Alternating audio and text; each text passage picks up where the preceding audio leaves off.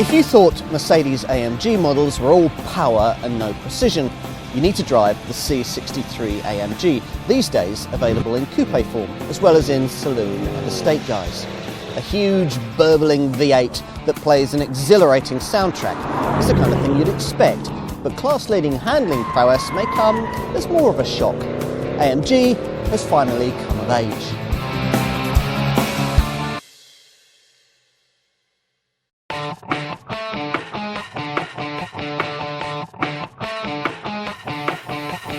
Here's where it ends.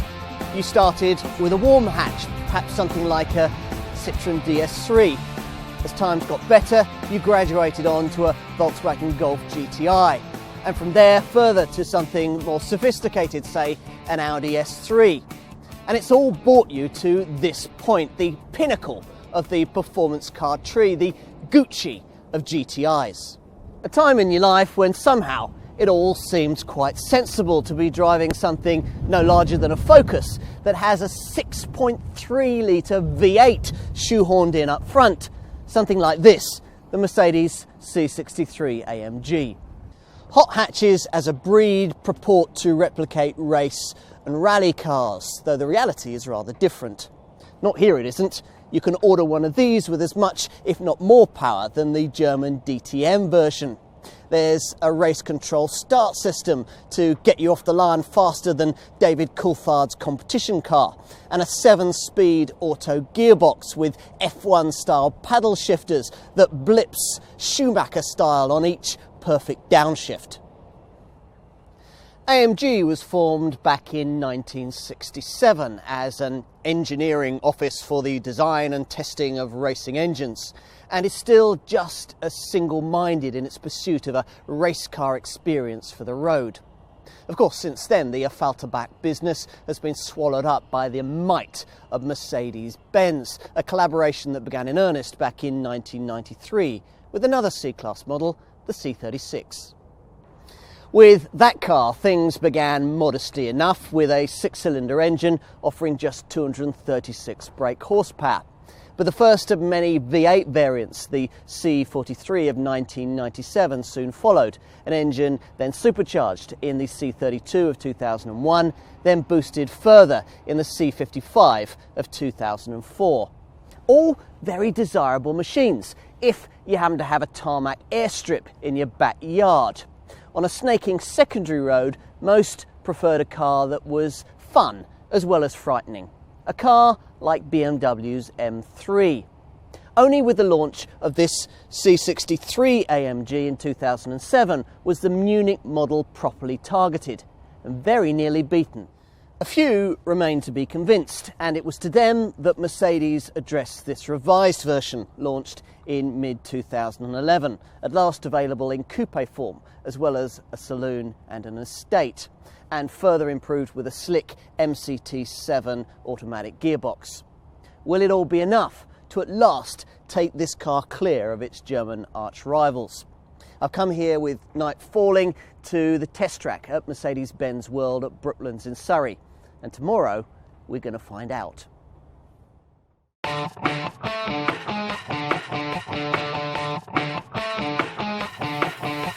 The prospect of a 6.3 litre V8 in a car this compact is one you can't help looking forward to, embarrassingly out of kilter though it may be in these eco-conscious times. Now, take a seat inside and there's just enough to keep the red mist coursing through your veins, with the option of setting your C63 up just as a race driver would configure their car before taking to the track. Now, unlike Audi and BMW, Mercedes doesn't offer you a choice of settings that'll firm up the steering or adjust the dampers. All that's fixed. Nor, unlike larger AMG models, is there an extra AMG button to instantly summon your preferred state of tune. But don't worry, there's plenty else to play with. Take the AMG main menu in the central display, which offers a choice of 3 main modes. There's warm up, which shows engine oil and coolant temperature. Setup, which advises you which of the 3 stability control system programs you've chosen. And race, which gives you a lap timer for track days. And talking of racing, the Gearbox has a race start function for perfect tyre smoking getaways you'll want to keep to a minimum if you're not to smoke through expensive rubber on an embarrassingly frequent basis. So here I'm going to fire the engine responsibly. Well, quite responsibly. Slot the gear stick into drive and see what this car can do.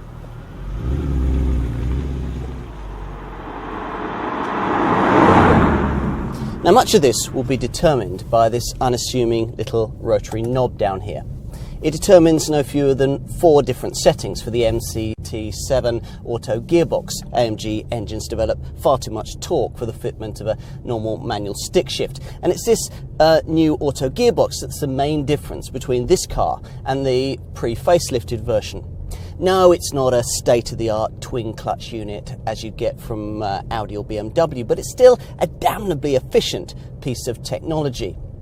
Now, most of the time, you'll be leaving it in the C setting. C apparently stands for controlled efficiency. And that's really the one for relaxed day-to-day motoring. In this mode, the car will select second gear when you're moving away from rest, and it'll try to engage 6th gear whenever possible, even in town. Now, should the road open up sufficiently for you to let rip a little, you'll want to switch the rotary controller to the S or Sport setting, where the gear shifts are 25% quicker and the car will hang on to the ratios for longer. A stage beyond that is S+, which you'd really only use on track or if you're in a really focused, empty, twisting lane. For that, you've got really focused down changes in just 100 milliseconds, to the point where, even for a pro driver, it's probably more effective than using the 4th M option, via which you can then change gear manually using these twin paddle shifters. So, there's a powerful engine with 600 Newton meters of torque. It's got more pulling power than any rival. A clever gearbox, a crackling exhaust note and plenty of drive gadgetry. But then that was to be expected. What's unusual, if for you the letters AMG stand for absolutely monumental grunt and little else, is the way that this car can be thrown ballistically down your favourite back road, especially in this coupe guise. All the way that it can slingshot M3-like from bend to bend, lighting up the tarmac on a track day.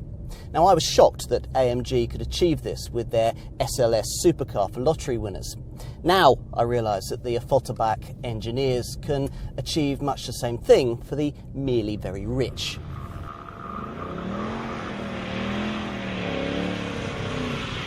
It's taken them a couple of decades to get to this point, but the penny finally seems to have dropped that ultimate point-to-point speed is less about brute power and more to do with careful development of steering, suspension, brakes, even ESP stability control.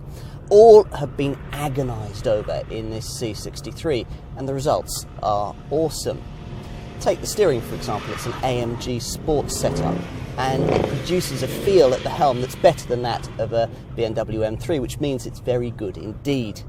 The suspension too is bespoke to this car. It might be a little firm for some tastes, but it really keeps body roll very firmly in check. I wouldn't want the optional stiffer Sport setup though. The brakes are powerful too, especially if you opt for the composite discs that I have here, adding to peace of mind presided over by a 3-stage ESP stability control system that you can set to, well, there are 3 settings. One is for on, for early intervention, then there's off for top gear tail out slides, and sport, which provides a bit of a safety net, allows the car to get out of shape a bit, but it'll scoop you up if all else fails. Tyre smoking has its place, of course, but when you're pressing on point to point, you'll want to do without it. So I'd counsel you to also tick the box for the AMG rear axle limited slip differential lock, a system which is able to apportion torque to the wheel with most traction when you're engaged in really hard cornering. And on the open road, well, Mercedes AMG engineers say they don't actually know how fast this car's 457 braked horses would take you if you removed all of their speed limiters. Concerns over measuring this car's ultimate velocity being due to alleged worries over the tyre's maximum speed rating. Yeah, right. Hints as to the contrary include this 200 mile an hour speedometer, which potentially you'll be able to exercise almost completely by opting for the driver's pack, which raises the maximum speed from 155 to 175 miles an hour. 60 from rest is delivered with a guttural bellow and occupies just 4.2 seconds, a figure you can reduce to just 4.1 seconds by opting for the extra cost Performance Package Plus. That's what I've got fitted to this car. It raises the ultimate output by 30 brake horsepower to 487 bhp. But whether you opt for it or not, overtaking punch is frantic. 60 to 160 miles an hour, taking less than 10 seconds. Truly supercar fast.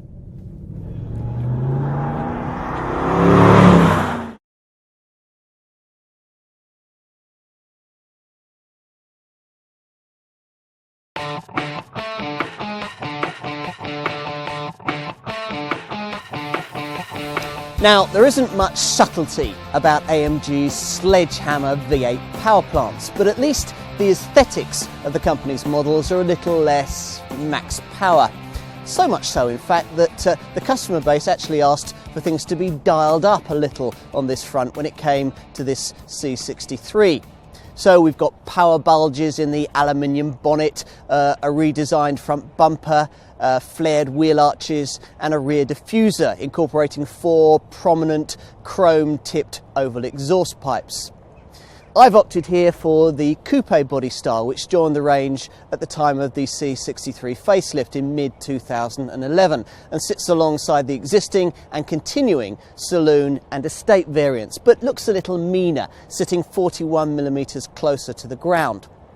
For me, the nicest touch on the car is under the bonnet, where thanks to AMG's one-man, one-engine approach, there's a chromed plaque that bears the signature of the engineer who created the power plant in question.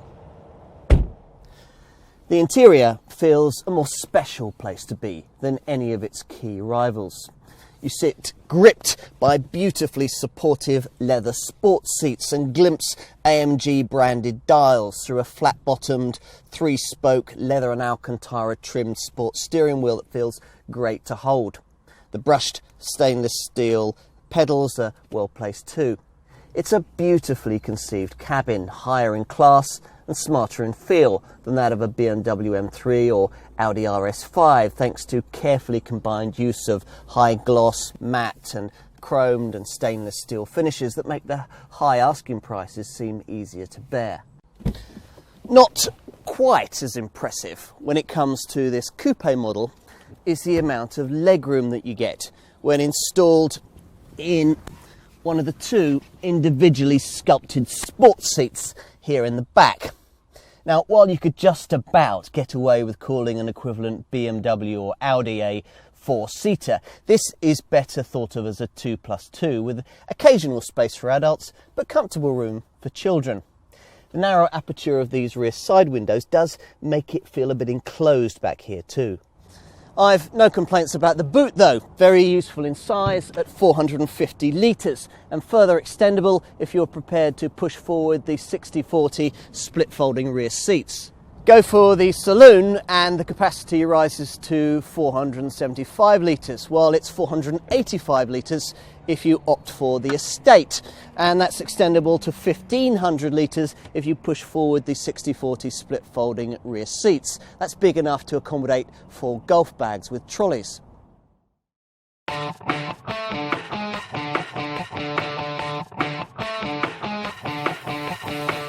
One man, one engine. I've come inside here at Mercedes-Benz World to find out the premium that you'll pay for such handcrafted excellence. Once upon a time, you were looking at paying a slug more for a AMG Mercedes product than you would for a direct rival from BMW or Audi. it isn't true anymore. In fact, when this revised C63 AMG was launched in mid-2011, it actually undercut a rival E90 series BMW M3 by a few £100s, and it was at least £1,500 less than a comparable Audi RS5. But these are inconsequential differences when you're spending the best part of £60,000 on the automotive equivalent of a thug in a Savile Row suit. It's true, of course, that you can spend a lot less and go not much slower on an Audi S4, for example, at under £40,000. But then you can make that kind of argument about almost any high-end purchase. Opting for one of these buys you membership of a very exclusive club indeed. And it's a club in which Mercedes now enjoys the widest choice of body style, thanks to the addition of a coupe variant to join the existing lineup of saloon and estate models, both of which slightly undercut the two-door body style in terms of upfront asking price. Whether you choose coupe, saloon or estate, the 457 brake horsepower 6.3-litre V8 installed up front is the same, and there's no choice of transmission option, there's no manual. Instead, all C63s get the same AMG Speed Shift MCT7 unit. Now, all of that, of course, is matched to a roster of equipment appropriate to a £60,000 powerhouse. On the coupe, that means you get 18-inch gorgeous AMG alloy wheels, which you can upgrade to 19 inches if you want. You get a huge glass panoramic roof. You get intelligent bi-xenon headlamps, and there's a sports exhaust with chrome tips on the tailpipes. Now inside you'll find Alcantara and leather on the flat-bottom 3-spoke sports steering wheel, black Napa leather trim, an auto-dimming mirror and heated seats, as well as the expected executive niceties, things like Bluetooth compatibility for your mobile phone, climate control, tyre pressure monitoring, and auto-dimming headlamps and wipers. You also get Mercedes' superb command infotainment sat-nav system that's voice-controlled and upgradable to a 450-watt Harman Kardon surround sound system.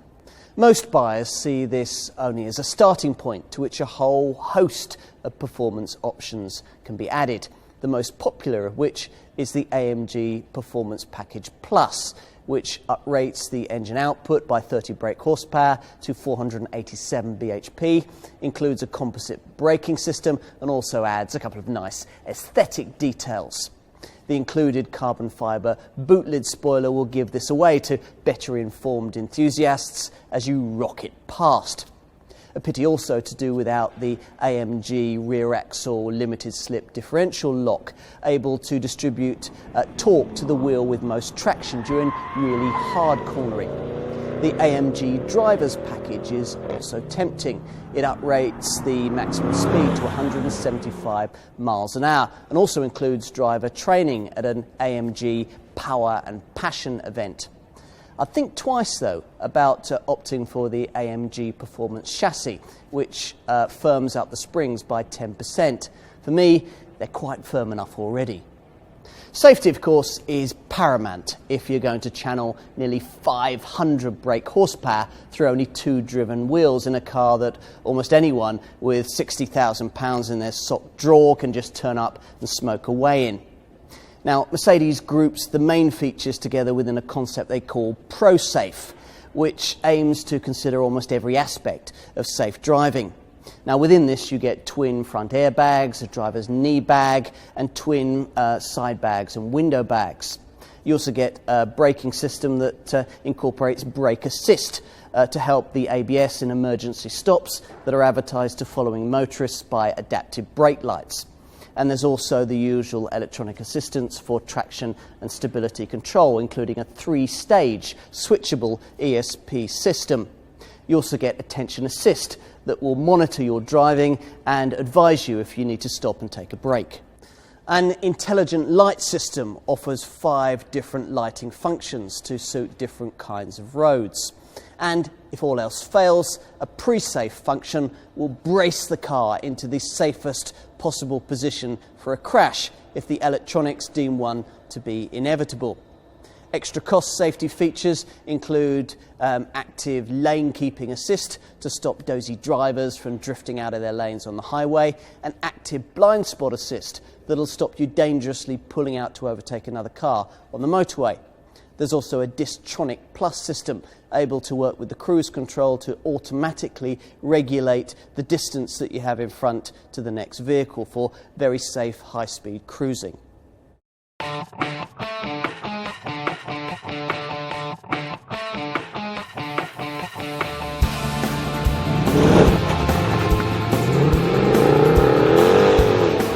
Now, it's a pity that the twin-turbo 5.5 litre V8 that has superseded this car's 6.3 litre V8 in larger AMG models. It's a pity it doesn't fit into this car's engine bay. Apparently, the side-mounted turbochargers make it a few millimetres too wide.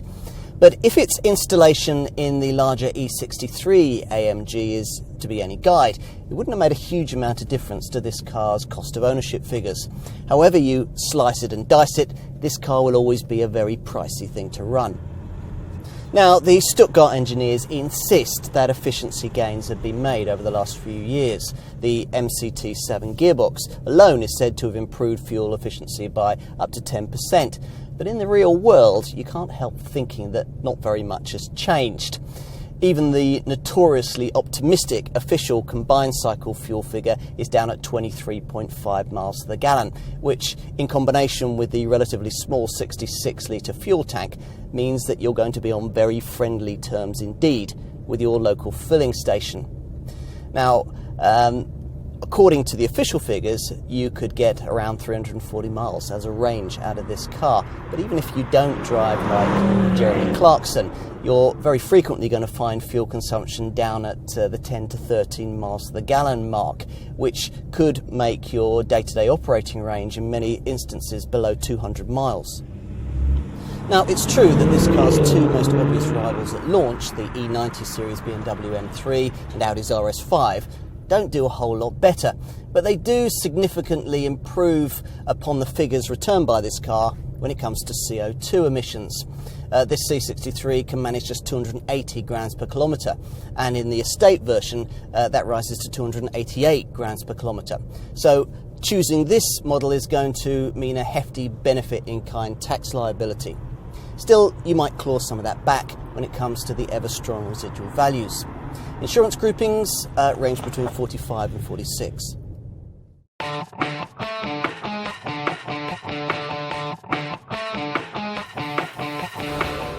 Without doubt, in this C63 AMG, Mercedes has produced a very special machine. On one hand, there's all the appeal of an old-school muscle car. On the other, you've all the polish needed to face down the very best and most potent super saloons, the most extreme estates, and the most crushingly powerful coupes that a five-figure sum will buy you. Rivals that AMG engineers have finally learned to take on head-to-head. With the coupe body style finally a part of the range, it's easier than ever before to judge this model on a level playing field against an M3, an RS5, or just about anything else with close to 500 brake horsepower. And potential buyers with around £60,000 to spend on the ultimate coupe, saloon or estate that don't will be doing themselves a disservice.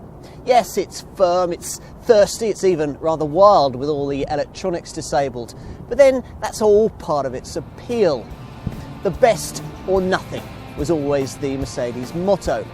At last, in this sector, this brand is delivering exactly that.